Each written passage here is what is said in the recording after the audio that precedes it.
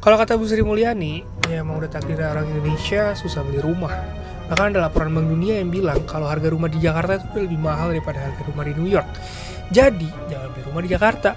Tapi apakah ini artinya millennials dan Gen Z takdirnya bakal jadi warga Depok, Bogor, Tangerang, bukan di Jakarta? Dan di Jakarta cuma Crazy Rich doang.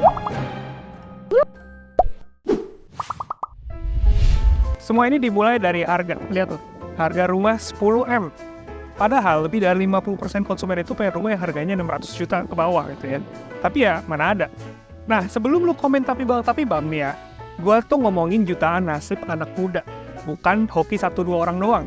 Nyatanya, 94% milenial itu gajinya di bawah 12 juta. Yang artinya banyak anak muda yang cuma bisa nyicil ya di atas 3,5 juta, lebih dikit lah. Dan mayoritasnya bahkan itu ya, pengen cicilannya kalau bisa ya di bawah 2 juta. Tapi ya, sekali lagi, mana ada. Jadi jelas jawabannya, jangan beli rumah di Jakarta. Tapi ternyata, jadi warga Depok atau ke Tangsel juga bukan solusi buat anak muda. Kenapa? Karena kalau cicilan kalian maksimal mentoknya tuh di 3,5 juta sebulan. Ya realistis rumah yang bisa kalian beli itu di kisaran 300-500 jutaan ke bawah gitu ya. Tapi ya di kota-kota satelit pun susah dapat rumah harga segitu. Survei lainnya juga nunjukin kalau rumah mungil aja seukurannya seperempat lapangan futsal itu harganya udah 400 jutaan ke atas. Apalagi di kawasan elit kayak BSD, kayak di PIK. Yang lebih mungil lagi harganya udah 1M ke atas. Ini pun sekaligus nunjukin kenyataan buat kalian yang mau kabur ke Jogja, ke Medan, ke Semarang yang katanya harga rumahnya lebih murah. Padahal ya nggak juga. Jadi apakah sekalian aja jawabannya jangan beli rumah?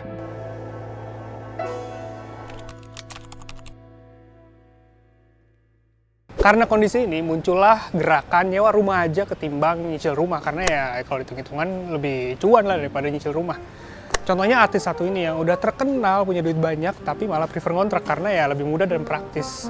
Cuman gue nggak bakal bahas hitung-hitungannya secara detail di sini. Lu cari aja video banyak di YouTube. Tapi selain nyewa rumah ada nggak sih solusi lain? Ada sebenarnya. Contohnya kayak beli rumah di luar kota Jakarta atau di daerah baru.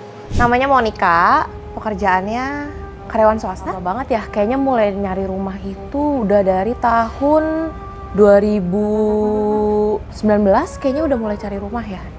Karena kan udah ngeliat-liat harga rumah berapa. Awalnya tuh tertarik di, jadi for info aja, gue itu rumahnya tinggal di daerah Tangerang. Nah waktu itu kira-kira 2019-an, itu tuh ada developer, salah satu developer yang ngebangun rumah di sekitar daerah rumah tinggal gue. Harganya juga lumayan oke, kisaran mulai dari 800-an lah. Dari situ gue mulai cari-cari kan, oh ternyata rumah harganya lumayan ya. Ini tapi ini gue belum tahu gimana caranya ambil KPR segala macam. Jadi gue ngira kayak, oh rumah di bawah 1 miliar masih oke ya, masih ada ya ternyata daerah Tangerang waktu itu gue carinya. Gue mulai deh tuh cari ke area pinggir. Gue nyari ke daerah, kalau gue dari Tanah Abang, berarti lain si keretanya ya, dari Palmerah, Tanah Abang, gue ngeliat ke Cisauk. Karena BSD juga gue cek harganya juga ya 11-12 sama Jakarta lah. Gue liat ke Cisauk, oh harganya sebenarnya masih lumayan. Tapi ya 800 ada, 900, 700 masih ada. Terus karena gue nanyanya adalah ke sales perumahan, berarti gue ditawarinnya rumah baru ya. Gue dibawalah mundur ke daerah yang namanya Parung Panjang. Itu kayak daerah Kabupaten Bogor gitu. Ternyata gue di sana lah baru tuh ada rumah yang masih di bawah 500 juta. Ada yang bahkan masih 300 jutaan. Tipe rumah gue itu jadi 39 luas bangunannya. Luas tanahnya 72 ya. 2 kamar, standar developer 2 kamar. Dapurnya belum jadi dapurnya masih outdoor, kayak lu lagi tenda gitu lah, kayak lagi camping. Kalau misal hujan, kena ciprat deh lu. Lagi bikin Indomie nih hujan-hujan, lu bakal kena ciprat karena nggak ada atapnya di belakang gitu. Mungkin emang developer zaman sekarang konsepnya open living ya. Jadi lu biar berasa ada di alam terus. Fakta mengerikannya, krisis rumah mahal ini nggak terjadi cuma di Indonesia tapi di seluruh dunia juga. Kayak misalkan di kota-kota besar. Misalnya Vancouver, Hong Kong, Seoul, Sydney, bahkan sampai ke Honolulu juga. PBB bahkan mengatakan kalau 3 miliar orang ini terancam nggak punya hunian yang nyaman dan layak huni di tahun 2030.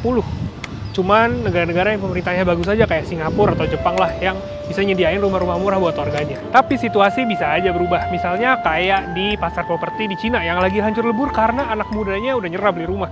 Terus juga ada pasar properti kantor di Jakarta yang ya banyak yang udah ngelakuin hybrid, terus juga WFH, dan ya banyak juga yang udah pindah kantor dari Jakarta keluar Jakarta. Inti dari video ini guys adalah bikinlah banyak rencana, mau itu nyewa, mau itu beli di daerah lain yang masih berkembang, apapun itu. Jangan maksain beli rumah di Jakarta kalau ujung-ujungnya ya nggak mampu bayar cicilan. Ya hidup dan kelola duit kalian dengan masuk akal. Tapi kalau semisal tiba-tiba ada duit itu ya 2M masuk ke rekening kalian, ya bolehlah beli rumah di sini, coba-coba. Tapi ya terserah juga sih. See you on the next video.